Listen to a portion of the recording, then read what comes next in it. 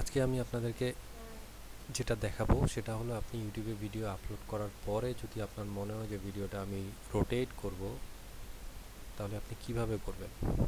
So অনেকে বলবেন যে হালার পুত এই রোটেট করা তো আমি আগের থেকে জানি, সেটিংসে গিয়ে রোটেট বাটনে ক্লিক করলে তো রোটেট হয়, এটা আবার কি জিনিস নিয়ে ভিডিও বানাচ্ছিস। So guys, the thing is, আগের ইউটিউব ভার্সনে এই রোটেট অপশনটা ছিল, কিন্তু এখন নতুন যে ভার্সন, যেটা 2000 সালে রিলিজ করছে ইউটিউব, সেটাতে এই রোটেট বাটনটা উঠাই দিছে, যার জন্য আপনি এই রোটেট অপশনটা ইউজ করতে পারছেন না, বা আপনি এখন ওইটা ফেস করেননি।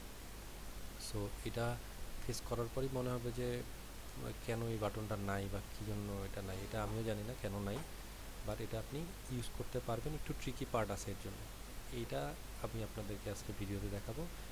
সিম্পল জিনিস, আপনি স্টেপ বাই স্টেপ ফলো করবেন, তাহলে হবে জিনিসটা।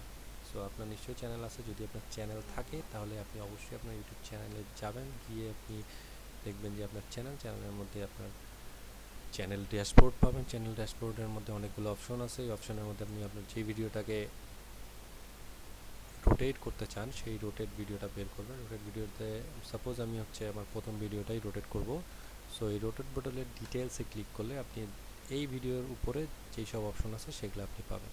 এইখানে দেখেন আমার অপশন, এখানে আবার এডিটর বাটনে ক্লিক করবেন। এখানে কি কি আপনি এডিট করতে পারতেছেন সেটা আপনি দেখবেন। দেখেন এখানে অনেক কিছু আছে, আন্ডু, তারপর ট্রিম আছে, অ্যাড ব্লার আছে, মিউজিক ভিডিও, অনেকগুলো অপশন আছে। আগে এই ট্রিমের পরে রোটেট অপশনটা ছিল আগের ভার্সনটাতে, কিন্তু এখন উঠাই দিছে।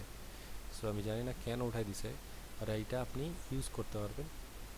কিভাবে ইউজ করবেন, আপনি অনেকগুলো ওয়ে আছে এই সেম জিনিসটা করার জন্য, কিন্তু আমি যেভাবে দেখাবো সেটা সবচেয়ে ইজিয়েস্ট ওয়ে আমার কাছে মনে হয়েছে। আপনি অ্যাড বারে ক্লিক করবেন। অ্যাড বারে ক্লিক করার পর আপনি এখানে অনেকগুলা অপশন পাবেন। এখানে ট্রিম যেটা দেখাচ্ছেন আগেও ছিল, এখানেও দিছে, মানে জায়গায় জায়গায় ট্রিম দিয়ে রাখছে। এইখানে রাইট ক্লিক করবেন। রাইট ক্লিক করার পর ইন্সপেক্ট এলিমেন্ট আছে, এই ইন্সপেক্ট এলিমেন্টে ক্লিক করবেন।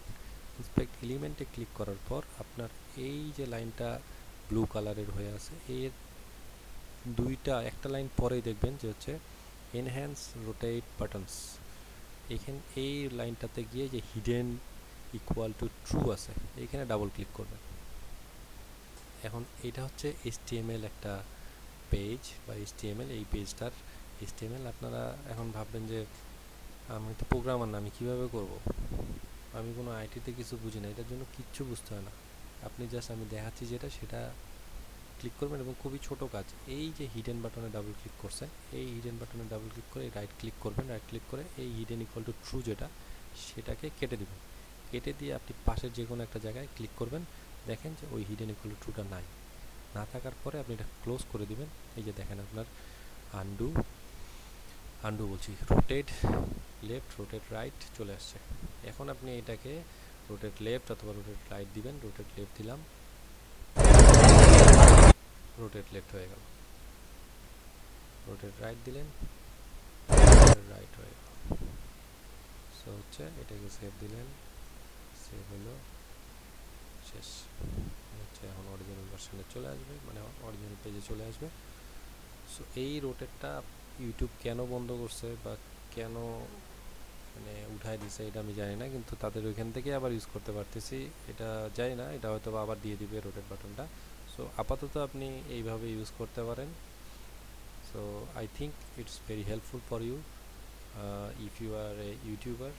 So please subscribe me and stay connected and be safe and be at home always. So best of luck guys, thank you very much for your